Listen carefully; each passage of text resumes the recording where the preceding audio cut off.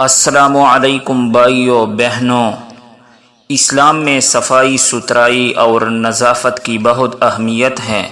انسان کی جسم اور کپڑوں کی پاکی اور ظاہری نظافت ہو یا قلب و ذہن کو برے خیالات سے، زبان کو بدگوئی، نظر کو بد نظری سے بچانا اور باطنی پاکی ہو، ہر قسم کی نظافت اور اس سے متعلق احکام و وضاحت سے بیان کیے گئے ہیں۔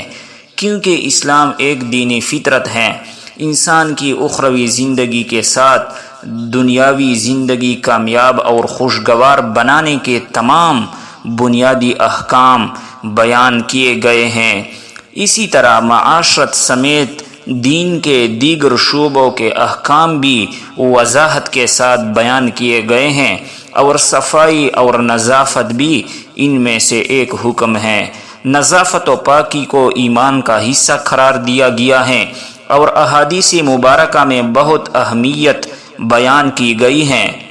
اس نظام صفائی کے ایک شعبے اور حصے یعنی راستوں کی نظافت و صفائی کی اہمیت تعلیمات نبوی کی روشنی میں اجاگر کی جا رہی ہے، کیونکہ گلی کوچوں اور راستوں کی صفائی ایک صحت مند قوم کی علامت اور ضمانت ہے۔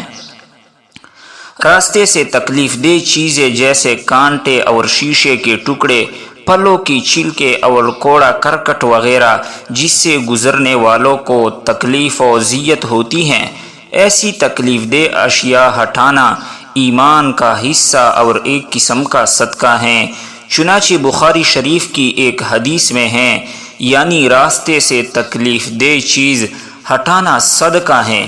حضرت ابو ذر رضی اللہ تعالیٰ عنہ نے حضور علیہ السلام سے عرض کیا، اے اللہ کے رسول، مجھے ایسے عمل سکھلائیے جس سے میں نفع اٹھاؤں۔ حضور صلی اللہ علیہ وسلم نے فرمایا، مسلمانوں کے راستے سے تکلیف دہ چیز ہٹاؤ۔ حضرت ابو ہریرہ رضی اللہ تعالیٰ عنہ نے نبی اکرم صلی اللہ علیہ وسلم سے روایت کرتے ہیں، ایک آدمی راستے میں چل رہا تھا کہ وہاں کانٹے دار جھاڑی دیکھی تو اسے راستے سے ہٹا دیا۔ اللہ تعالیٰ نے اس کا یہ عمل قبول کیا، اسے بخش دیا۔ ایک حدیث میں ہے کہ نبی کریم صلی اللہ علیہ وسلم نے فرمایا کہ لعنت کا سبب بننے والی دو چیزوں سے بچو۔ صحابہ کرام رضی اللہ تعالیٰ عنہ نے عرض کیا کہ وہ کون سی دو چیزیں ہیں؟ حضور صلی اللہ علیہ وسلم نے فرمایا، لوگوں کے راستے میں یا کسی سایہ دار جگہ میں بول و بازار کرنا۔ بعض لوگ گھر کی صفائی کر کے کچرا گھر سے باہر گلی میں ڈال دیتے ہیں۔ حضور صلی اللہ علیہ وسلم نے اس سے ممانعت فرمائی ہے اور اسے اس زمانے کے یہود کا فعل کہا ہے۔ چنانچہ ایک حدیث میں ہے کہ نبی کریم صلی اللہ علیہ وسلم نے فرمایا، اپنے گھروں کے سامنے والے حصے کی صفائی کیا کرو، یہودوں کی مشابہت اختیار نہ کرو، کیونکہ وہ گھر کے سامنے والے حصے کی صفائی نہیں کرتے۔ اگر غور کیا جائے تو معلوم ہوگا کہ راستوں کی صفائی اور نظافت کا لحاظ نہ رکھنے سے معاشرے میں بہت سی بے اعتدالیاں جنم لیتی ہیں۔ انفرادی زندگی ہو یا اجتماعی، سماج پر ہر اعتبار سے اس کے برے اثرات ظاہر ہوتے ہیں۔ جسمانی بیماریاں، اعصابی امراض، ذہنی تناؤ اور تھکاوٹ، طبیعت پر بوجھ اور ان جیسی دیگر امراض کی اہم وجہ اگر گلی کوچوں کی گندگی اور راستوں پر پڑے کوڑے کے ڈھیر وغیرہ کو قرار دیا جائے تو بے جا نہیں ہوگا۔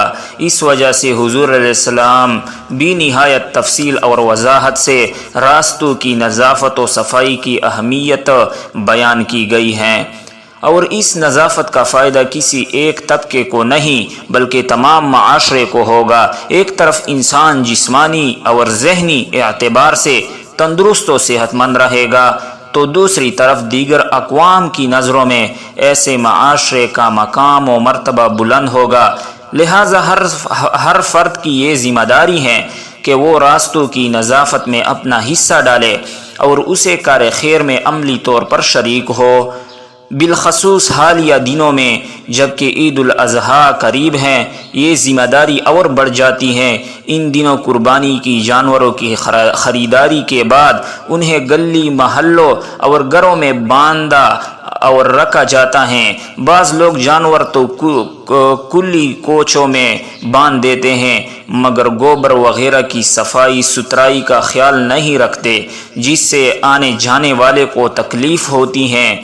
ایک مسلمان جہاں اللہ تعالیٰ کی خوشنودی کے لیے قربانی جیسے عظیم فریضے کی بجا آوری کر کے اللہ تعالیٰ کا حق ادا کرنے کی کوشش کر رہا ہے، وہاں اسے حقوق العباد کا بھی خیال رکھنا چاہیے کہ راستوں کی صفائی ستھرائی میں غفلت کر کے ایذائے مسلم کا سبب نہ بنے۔ اس طرح عید کے دنوں میں جب قربانی کی جائے، جانور ذبح کی جائے، اس موقع پر بھی جانور کا خون، ہڈیاں، آلائشیں، اوجڑیاں وغیرہ راستوں میں نہ پھینکی جائے تاکہ آنے جانے والوں کو تکلیف نہ ہو۔ ان دنوں میں خاص طور پر صفائی ستھرائی کا خیال رکھا جائے۔ اللہ تعالی ہمیں عمل کی توفیق عطا فرمائے، آمین۔